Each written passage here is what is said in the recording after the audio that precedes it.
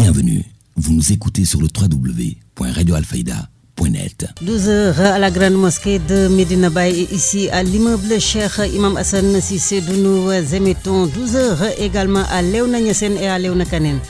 La même heure à Bouchra, Medinatul Cheikh Abdou Khadre Djeilani à Sagna Bambara, Touba Ndorong et Kausara Fall.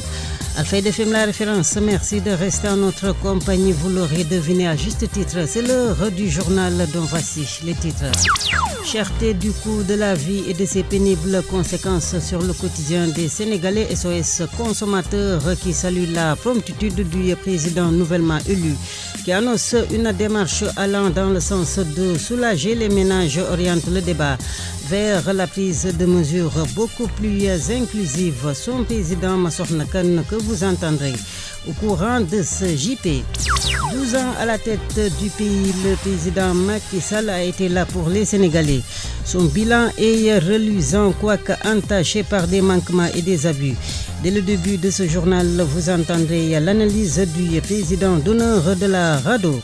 La fête de l'indépendance, une date qui fait l'éloge de notre liberté retrouvée, a déclaré hier lors de la célébration du 4 avril le gouverneur de la région de Kaolack. Vous l'entendrez également au courant de cette édition, de même que le commandant de la zone militaire numéro 3, qui illustre en 3 points le thème de l'édition 2024. La revue de la presse, la page internationale, celle sportive, ce sera donc dans la deuxième partie de ce journal à la technique Code du Sec Kenemeya. Restez avec nous. Tout de suite, le développement. Le journal Neifatou Cissé. On attend beaucoup du président nouvellement élu. Déclaration du président d'honneur de la RADDHO, Mamadou Mouhamadou Meng, qui analyse le scrutin du 24 mars dernier. Plus de peur que de mal, dira-t-il. Suivons-le. Comme je le disais tantôt, à ma qualité de président d'honneur de la RADDHO et de membre encore de la RADDHO, ensuite je peux dire même président de l'antenne régionale du Comité sénégalais des droits de l'homme, j'ose dire que vraiment les esprits ont été dépassés. Il y a eu plus de peur que de mal. On est allé aux élections dans la paix. Je n'ai jamais vu une élection aussi paisible depuis 1993 et une victoire aussi éclatante où il n'y a aucune contestation. Nos préoccupations se sont dissipées. Diomaye est revenu et Macky est sorti aussi victorieux. Malgré quelques couacs, il a su dépasser. Il s'est montré quand même docile à la démocratie. Une fois qu'il a fait un décret, et le décret c'est son apanage exclusif, le Conseil constitutionnel l'a constaté comme étant anticonstitutionnel. Il s'est adapté aux circonstances et il a fait ce qu'a voulu la nation. Quelqu'un a gagné. On est en train aujourd'hui de lui donner ce qu'on appelle les lengues en Wolof. Donc, on souhaite un bon mandat au président entrant et une paix paisible au président sortant. Il y a maintenant à ce qu'on attend beaucoup du président, surtout la jeunesse. Parce que le Sénégal n'a pas de baguette magique. Il faut que tout le monde travaille. Il faut que l'on sache ce que peut faire un président de la République. Un président de la République avec une nation oisive, une jeunesse passive, je crois que ça ne va pas. Il n'y a que le travail qui paye. Donc ils se doivent, surtout la population active que représente la jeunesse, de travailler, de ne pas croire au miracle. Et que lui, ce qu'il doit faire en premier lieu, naturellement il fera l'état des lieux, mais il faudra aussi qu'il fasse dès maintenant à une lutte farouche contre la corruption, contre l'enrichissement de biens illicites. Le faisant, il aurait fait un très grand pas. Je crois que l'essentiel, c'était ça, et de ne pas être un chef de l'État vindicatif ou rancunieux, mais d'être là pour la justice. D'être là pour la justice. Et puis, il a été là pour les Sénégalais en ces 12 ans à la tête du pays en termes de réalisation. Lui, c'est le président Macky Sall qui a son actif. Je vous le disais tantôt, un bilan reluisant malgré des manquements et des abus. Ces propos émanent donc de Mouhamadou Mamadou Meng. Il est le président d'honneur de la RADDHO. Réécoutons-le. Nul doute, personne ne l'a attaqué de par son bilan de développement économique. Personne, aucun responsable politique, aucun responsable de parti. Cela veut dire qu'il a travaillé. Et on ne peut pas le dire. S'il démontrait ce qu'il a fait, nous tous, nous le savons. On peut dire, nul n'est infaillible. sur le processus démocratique, on a ralenti. Je l'ai dit dans une radio, on était de la hiérarchie A au niveau du échelon de grade par rapport aux droits de l'homme, on est maintenant à B. C'est que on s'est régressé. Il y a eu beaucoup de choses qui ont fait ça, surtout au niveau des manifestations. Maintenant, pourquoi? Parce que quelquefois, le président de la République peut savoir que ce que nous ne savions pas pour interdire. Mais interdire à la fois 1, 2, 3, 4, 5, 6 manifestations en même temps, c'est quand même un abus, quel que soit Alpha. Parce que l'État devait être en mesure de pouvoir gérer cela. À part ça, quelques manquements relatifs au respect des droits humains, à la violation des droits humains, dans sa globalité, vraiment, on peut lui dire bravo. Parce que quelqu'un, il n'a pas fait quand même de mandat négatif. Il a travaillé quand même. Il a pris au bras le corps les activités du Sénégal et il en a fait ce qu'il a pu. En tout cas, par rapport à tous les autres présidents qui sont là, personne ne peut dire que Macky n'a pas travaillé. Mam, Senghor a fait une nation unie. Abdou Diouf a fait un état de droit. Abdoulaye Wade a entamé un développement durable. Et Macky en a été le précurseur et le constructeur. Constructeur Mohamedou Mamadou Meng. À l'instant, il est donc le président d'honneur de la RADDHO. Le 3 avril, le président Bassirou Diomaye Faye s'adressait à la nation sénégalaise en prélude de la fête du 4 avril. Les réactions continuent du côté des acteurs qui saluent tout en émettant des orientations pour une meilleure gouvernance. J'ai écouté avec beaucoup d'intérêt le premier discours à la nation du nouveau président de la République du Sénégal, son Excellence M. Bassirou Diomaye Faye. J'ai relevé un certain nombre de points sur les questions de gouvernance. D'abord, la publication des rapports. Je pense qu'il faudrait rendre un grand hommage à tous ces corps de contrôle, l'IGE, l'OFNAC, la Cour des comptes, la RMP, la CENTIF, qui font un excellent travail. Mais souvent, ces corps de contrôle sont sous le contrôle de l'exécutif. L'autre défi, c'est de passer d'une obligation de publication ou de transmission de rapports à une obligation de poursuite, tout en respectant la présomption d'innocence. Et prévoir aussi un système de sanctions positif pour les bons modèles et négatif pour les mauvais modèles. Pour la question aussi des contrats sur les relatifs aux ressources naturelles, je pense que le Sénégal a fait des avancées majeures dans ce sens. La publication des contrats était encouragée par la norme 2016. Elle n'était pas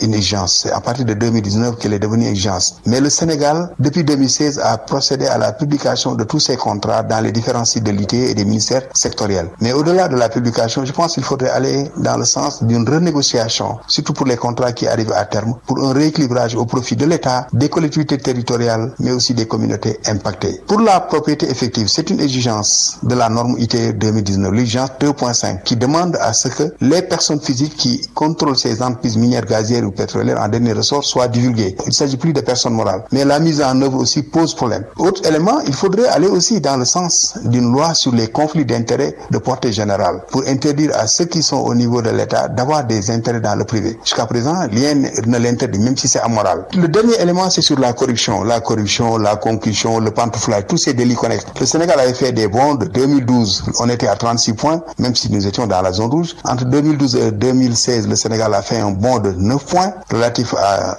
l'OFNAC, la déclaration de patrimoine, beaucoup de réformes qui ont été entreprises. Mais malheureusement, depuis des années, le Sénégal stagne dans la zone rouge. Et je pense qu'à ce niveau aussi, des efforts sont à faire pour sortir notre pays de la zone rouge. Voilà quelques éléments du discours que je pense et qui me semblent très importants et qu'il faudrait accompagner dans le sens d'une réforme pour une meilleure gouvernance de nos ressources publiques.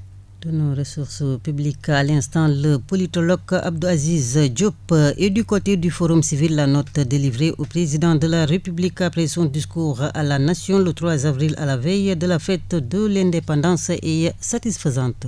C'est un très bon discours. C'est un très bon discours que le président Diomaye Faye a servi au Sénégalais dans plusieurs dimensions, que ce soit la dimension des élections, que ce soit la dimension de la justice. Mais je vais juste m'appesantir sur la question que vous m'avez posée relativement aux bénéficiaires effectifs. Effectivement, déjà au niveau du Sénégal, nous avons une réglementation sur les bénéficiaires effectifs, surtout avec le Code général des impôts qui a été modifié en 2020 pour introduire également des éléments sur les bénéficiaires effectifs. Et il y a également le registre des bénéficiaires effectifs du 19 mars 2020. Nous avons également des articles 633-1 également du Code général des impôts. Nous avons également la note qui a été écrite récemment par le directeur général des impôts et domaines le 12 février 2023 organisant l'établissement et le fonctionnement du registre central des bénéficiaires effectifs. Il y a aujourd'hui une panoplie de réglementation qui permet de divulguer, de faire divulguer les bénéficiaires effectifs. Effectivement, le président de la République a raison. Aujourd'hui, on a pas mal d'acteurs de secteur privé qui interviennent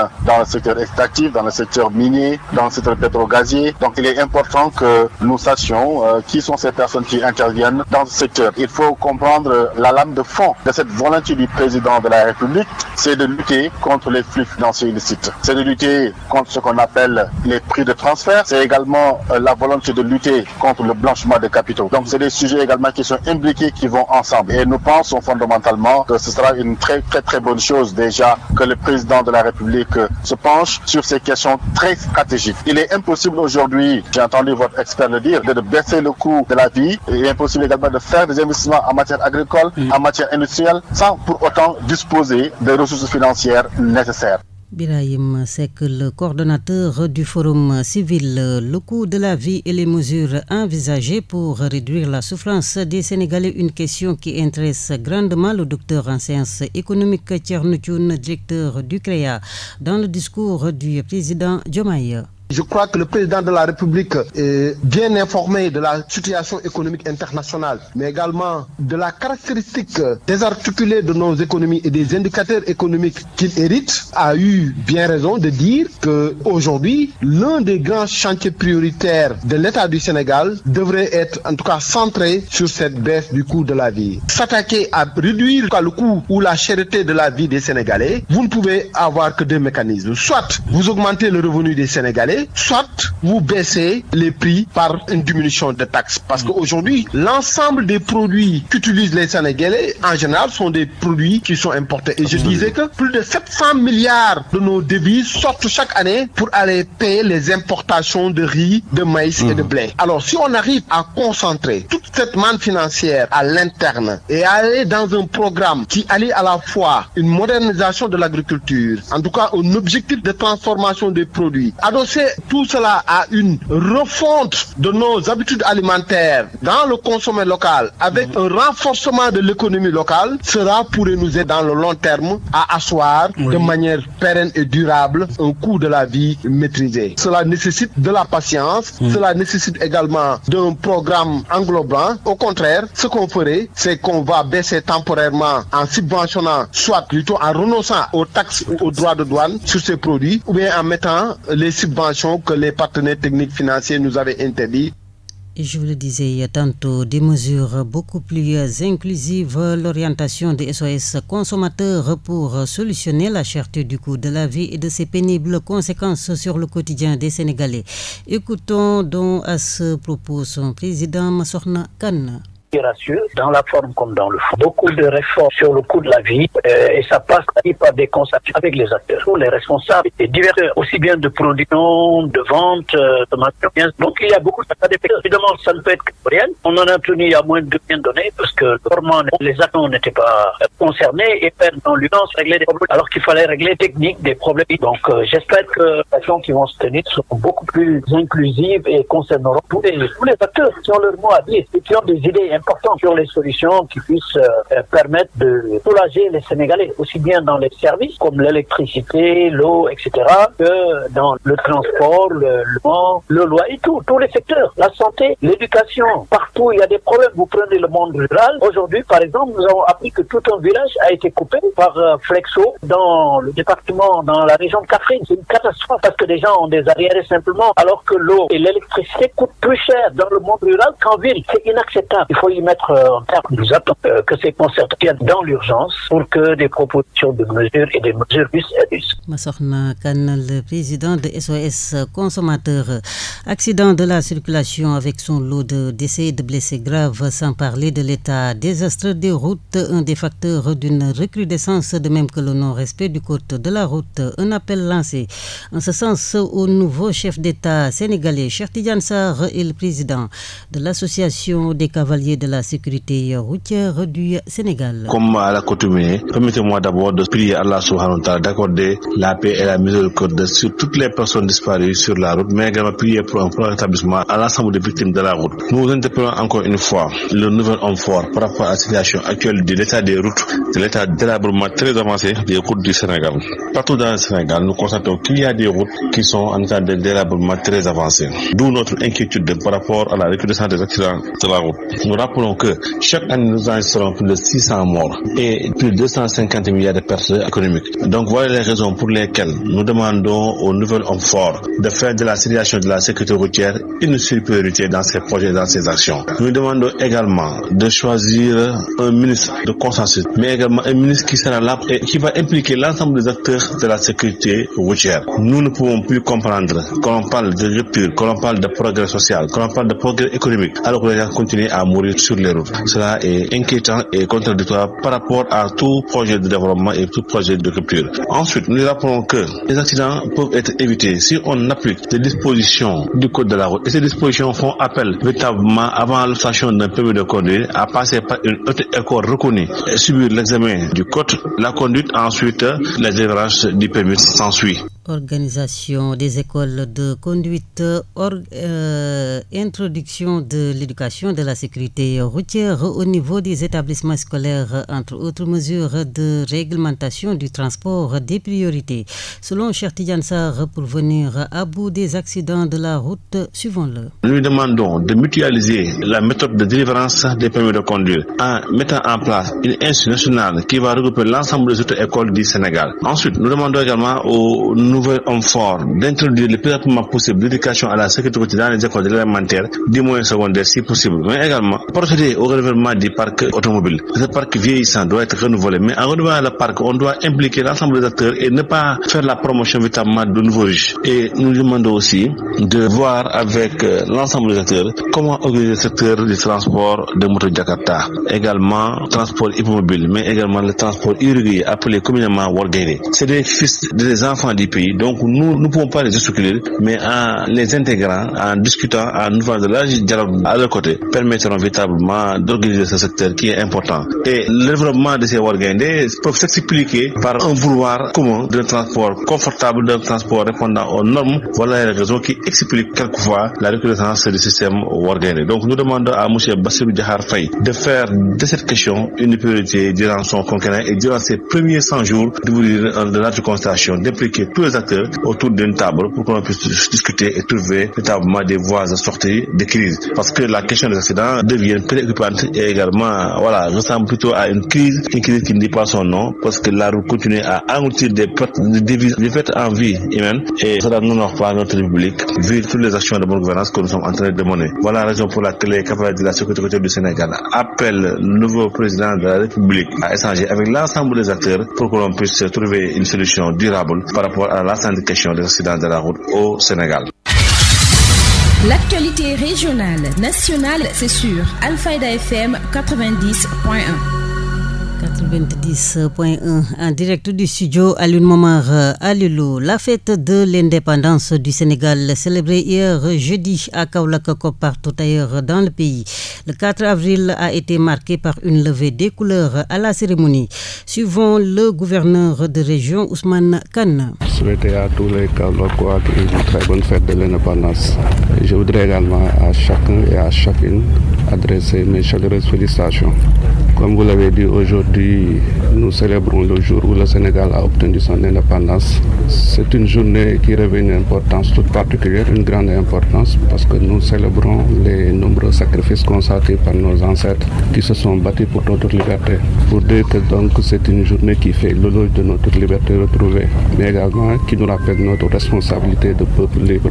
Sous ce rapport, je voudrais redire nos sentiments d'affection et de respect à nos anciens combattants, de renouveler nos hommages reconnaissants, mérités, affectueux, et dont la bravoure inspire toujours fierté et émotion. Mais comme nous le savons également, la fête de l'indépendance est une fête de l'armée. C'est pourquoi je voudrais leur renouveler toute notre gratitude, notre reconnaissance, notre fierté pour leur engagement au service de la nation et de la paix dans le monde. D'ailleurs, grâce à leur professionnalisme, j'aime à le rappeler, ils ont réussi à faire du Sénégal un pays respecté et admiré à travers le monde. La fête de l'indépendance, c'est également une fête de la jeunesse, comme l'a rappelé M. le Président de la République hier, dont l'ambition, la force constituent nos espoirs de demain. Donc, cela nous rappelle notre idéal de commun vouloir de vie commune et le chef de l'État, en retenant ce thème, a voulu donner l'armée comme exemple. L'armée qui, grâce à sa diversité et sa cohésion socio-culturelle également, matérialise ce concept de fort belle manière. Et il nous a rappelé que nous avons une seule patrie et que le Sénégal est un bien commun, comme il l'a rappelé hier. Donc pour nous dire, malgré nos diversités, nous formons un seul peuple et nous avons un seul but, une seule foi. Une seule fois, Ousmane Kane, le gouverneur de la région de Kaolack, hier jeudi 4 avril, la fête de l'indépendance du Sénégal. Et pour l'édition 2024, le thème cerné en 3 points par le colonel Djumoso, commandant de la zone militaire numéro 3. En fait, le thème de cette année, c'est forces de défense et de sécurité au cœur de la cohésion nationale. Et ça, c'est notre quotidien, vous pouvez le constater. Et vous me permettrez tout simplement de l'illustrer à travers 3 points. D'abord, les forces de défense et de sécurité, sinon les forces armées, sont à la fois proches et équidistantes de tous les Sénégalais. Il n'y a pas une localité dans ce pays où, s'il est nécessaire, on ne peut pas se rendre comme on veut et quand on veut. Donc, on est proche de tout le monde, des zones frontalières jusqu'au cœur de la capitale. Ensuite, équidistant parce qu'effectivement, nous traitons la protection et la sécurisation des Sénégalais de la même manière, sans distinction aucune. Le mode de recrutement, le mode d'avancement donne des chances égales à tous les Sénégalais. Des plus instruits aux moins instruits, je dirais même à ceux qui ne sont pas instruits. Et hommes et femmes également. Donc ça, naturellement, une institution qui fonctionne comme ça participe de la cohésion nationale. Deuxième aspect, c'est un ensemble de valeurs qui fondent les forces armées et des valeurs qui sont aujourd'hui recherchées par toutes les institutions, mais également, n'est-ce pas, toutes les personnes responsables de ce pays. Et je ne peux pas faire le tour, mais on peut citer entre autres la discipline, un sens élevé du sacrifice, le respect des institutions et des symboles de la République, le civisme, etc., etc. Et ces valeurs, non seulement elles fondent les forces armées, mais si on devait comparer le Sénégal aujourd'hui à un bâtiment, je peux dire que ces valeurs constituent le pilier de ce bâtiment qui le sous-tend. Troisième et dernier élément, vous l'avez dit tout à l'heure, on procède souvent à des activités telles que les actions civilo-militaires qui nous approchent des populations, qui soulagent les populations. Ça peut être des constructions d'infrastructures, ça peut être des soins médicaux gratuits, mais parfois même des dons de nourriture ou de fournitures à des populations souvent qui vivent dans la précarité. Si je voulais prendre un exemple, c'est si on prend Kaolack, peut-être qu'il pourrait être différent de ce que je viens de décrire. Il faut voir par semaine combien de cérémonies sont organisées et sollicitent un soutien de la zone militaire. Donc nous sommes effectivement au cœur de la cohésion nationale. Vous suivez le journal. Sur les ondes de la référence Alfayda FM 90.1 émettant depuis l'immeuble Cheikh Imam Hassan Cissé dans la cité religieuse de Médina Baye. Santé entre Gossas et Kaolack, un projet en direction des adolescents et des enfants ces 3 dernières années. En marge d'un atelier de clôture des activités du projet, les détails dans ses propos du coordonnateur de programme à Enda Santé Sidi Mokhtar Ndiaye. Alors donc nous sommes là aujourd'hui dans le cadre d'une activité qui rentre dans le cadre de grands projets, un projet la santé des adolescents et des enfants qui est mis en œuvre par Enda Santé, l'ONG Enda Santé en partenariat avec APHI et avec l'appui financier du CRDI et Santé Mondiale Canada. Donc il y a déjà 2-3 ans, en 2021, ce projet-là a été lancé à Kaolack et à Gossas. Donc il concerne à la fois une recherche d'abord, une recherche-action et des interventions. Donc nous avons commencé par la recherche, action auprès des jeunes et des adolescents, mais aussi des parents sur les questions de santé sexuelle et reproductive des adolescents et des jeunes à Kaolack et à Gossas. Donc en 2023, cette recherche a été finie, on a présenté les résultats, sur la base desquels résultats nous avons bâti des interventions pour accompagner et aider les adolescents et les jeunes concernant leur santé. Donc nous avions mis en place 3 axes stratégiques. D'abord des renforcements de capacité des adolescents et des jeunes sur les questions d'adolescents, de communication des pères éducateurs sur les questions de santé les concernant. Mais aussi un axe de plaidoyer, de communication et de plaidoyer auprès des autorités, mais aussi auprès des religieux et toutes les autres parties prenantes qui tournent autour de la communauté au niveau de Kaolack. Notre axe concernait la coordination du projet. On sait que c'est très très important en ce qui concerne la coordination pour arriver à aboutir à des résultats. Donc là, on est là aujourd'hui pour clôturer ce projet. Ça fait déjà 2 ans que ces interventions-là durent et que les résultats que nous avions obtenus en termes d'intervention, de sensibilisation, mais surtout aussi d'offres de services de santé auprès des jeunes. Ce qui est constaté, c'est que les jeunes et les adolescents, le plus souvent, ils ne vont pas dans les structures sanitaires pour avoir bénéficié des services de santé par rapport à notre contexte culturel. Donc l'idée ici, c'était de les offrir ces services-là auprès des quartiers, au niveau des quartiers, mais aussi au niveau des postes de santé. Sidi Mokhtar Ndiaye. Et puis en marge de cet atelier de clôture des activités du projet de ENDA Santé en direction des adolescents et des enfants, la chercheuse Dr Sokhna Thiam est revenue sur les perspectives du projet. À la rencontre tenue à Kaolack, il a été également question de bilan. Suivons-la. Aujourd'hui, nous sommes là pour faire l'atelier de clôture de ce projet qui a duré 3 ans. Le projet a démarré en avril 2021 et on vient au terme des 3 ans de ce projet. Et nous sommes en collaboration dans le cadre de ce projet avec ENDA Santé. IHR, c'est le lead de ce projet qui est cofinancé par Affaires mondiales Canada et le Centre de recherche pour le développement international, le CRDI. C'est un projet en fait qui est en train de se mener dans différentes régions du Sénégal. Il y a 10 régions du Sénégal avec d'autres institutions de recherche et d'autres associations également de jeunes. Et nous intervenons dans la région de Kaolack et la région de Fatick, particulièrement dans la commune de Kaolack et la commune de Fatick. Donc là, on travaille, dans le cadre de ce projet, on utilise une approche RAP, c'est-à-dire une approche Research Action, et on travaille avec les communautés. L'ensemble des communautés, on collabore avec le district sanitaire, particulièrement, on collabore avec la préfecture à travers le comité départemental de la protection de l'enfant, au CDPE. Donc on travaille également avec d'autres structures locales pour la mise en œuvre de ce projet dans les 2 sites. Et aujourd'hui, dans le cadre de cette collaboration avec ENDA Santé, nous, EPHACI est le lead de ce projet, mais nous avons fait une première partie où nous avons généré des évidences par rapport à la recherche et après, ENDA Santé a pris l'autre volet sur les interventions. Oui, ça fait partie des perspectives de ce projet que nous avons longuement discuté aujourd'hui dans le cadre de cet atelier de clôture. On espère bien avoir intervenir dans d'autres localités, mais comme vous le savez, chaque projet a une durée de vie. Pour le moment, on vient de finir les 3 ans. On verra avec les bailleurs et bien avec les humains. On aimerait intervenir dans d'autres localités. Actualité internationale. Sur l'international, une page qui porte à 12 heures, bientôt passée de 26 minutes à temps universel, la signature de nos partenaires de la Voix de l'Amérique. Le président du Togo a annoncé le report des élections législatives et régionales prévues pour le 20 avril. Ce report survient après plus d'une semaine de remous politiques, l'opposition et la société civile contestant l'adoption par l'Assemblée nationale d'un projet de nouvelle constitution. Actualité internationale. Le parquet soudanais affilié au chef de l'armée Abdel Fattah al-Burhan a ouvert une enquête contre l'ancien premier ministre Abdallah Hamdok pour des chefs d'accusation passibles de la peine de mort, a indiqué la télévision d'État. Il est accusé de violer la Constitution et d'inciter à la guerre contre l'État d'après la télévision officielle.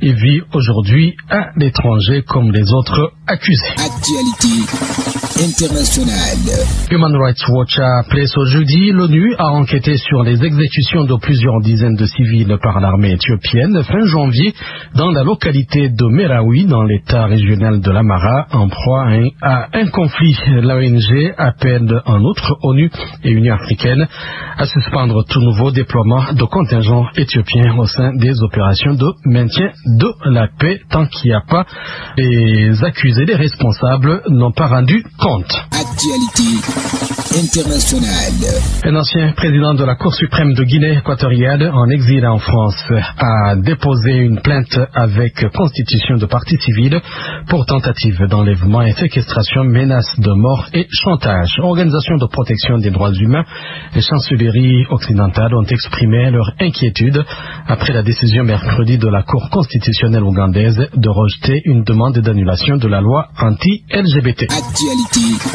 internationale. La secrétaire américaine au Trésor, Janet Yellen, a décollé pour la Chine. Elle doit discuter de pratiques commerciales par Pékin que Washington estime déloyales. Cette visite intervient tout juste 8 mois après son précédent voyage. Actualité internationale. Le retour des Palestiniens déplacés par la guerre entre le Hamas et Israël dans la bande de Gaza est le principal obstacle à la conclusion d'un accord sur une trêve. a annoncé le Qatar, un pays médiateur. Le président Joe Biden et le premier ministre israélien ont prévu de se parler au téléphone, a indiqué un responsable américain. Actualité internationale. Le ministre israélien Benny Gantz, membre du cabinet de guerre et rival principal du premier ministre Netanyahou, a appelé à des élections législatives anticipées en septembre. L'OTAN marque ses 75 ans d'existence, plus que jamais préoccupé par l'Ukraine, en difficulté sur le champ de bataille, faute de munitions et d'armement pour contrer la pression grandissante des forces russes. Actualité internationale. Et sport.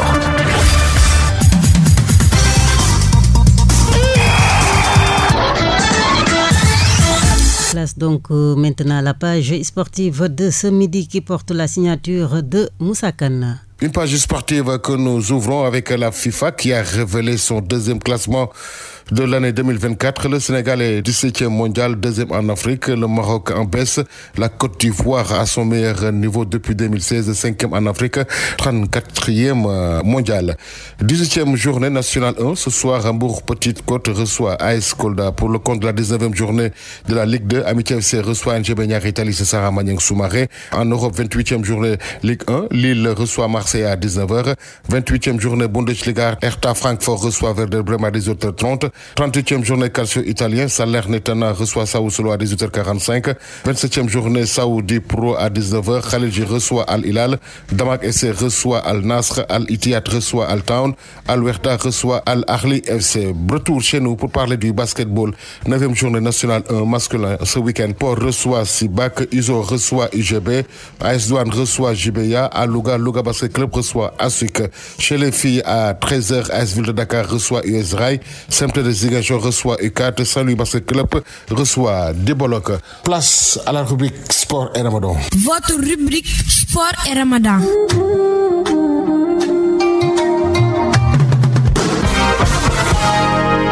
Alfayda FM.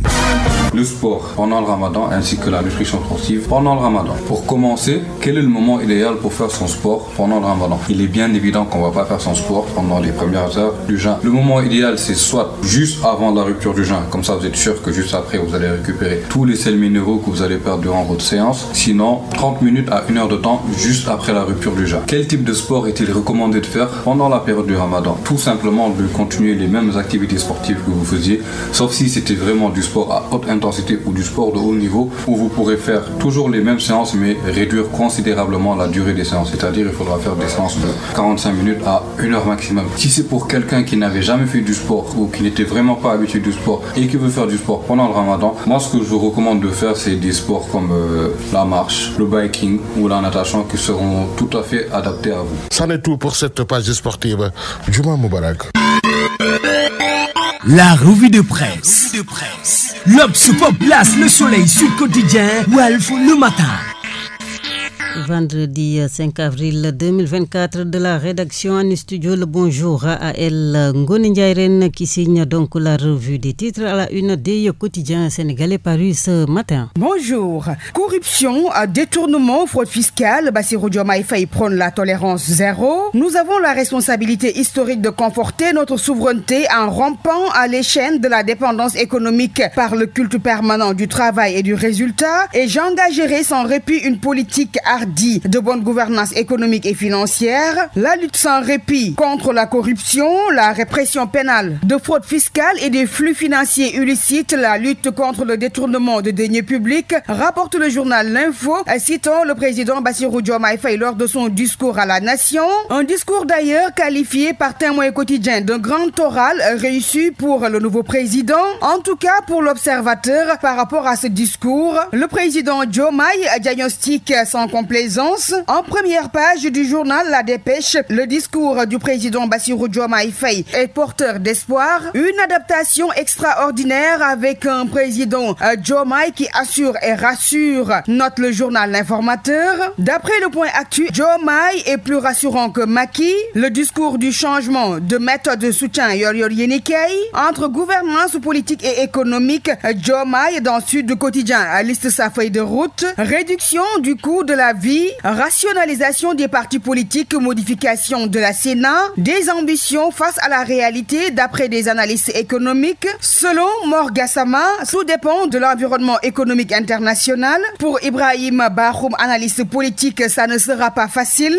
Facile ou pas, en tout cas, Diomaye installe le chef de l'État. Début de la démaquisation, entre guillemets, s'interroge l'éveil. Le nouveau régime a-t-il entamé une opération d'effacement des actes posés par l'ancien président de la République Macky Sall? En tout cas, on est tenté de donner une réponse affirmative si l'on se fie à l'annulation annoncée des décisions du dernier Conseil supérieur de la magistrature et aux réformes promises par le nouveau chef de l'État, Bassirou Diomaye Faye. Diomaye annule la dernière décision de Macky, affiche en une le réveil, rupture avec le régime précédent. Grand panel estime que le démaquillage est lancé.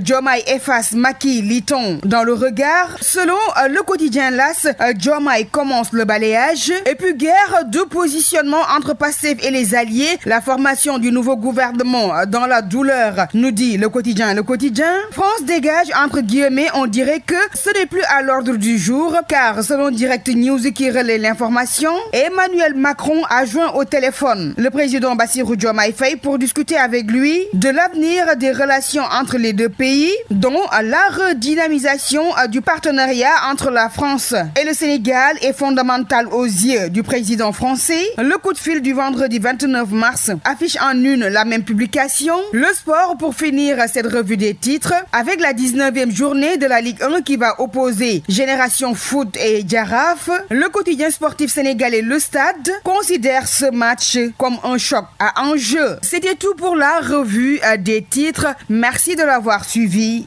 Très bonne journée à vous, Ndeifatou Cissé. Très bonne journée également à vous, Ngone Ndiaye Rennes. Et à 12h, bientôt passé de 38 minutes à Ndémen, non loin de Kassaville, le long de la rue El Hadji Abdoulaye Niasse et ici à l'immeuble Cheikh Imam Hassan Cissé, d'où nous émettons. En direct du studio Alun Momar à Lilo, voilà donc que c'est ici que se referme ce journal. Tout de suite, le rappel des titres.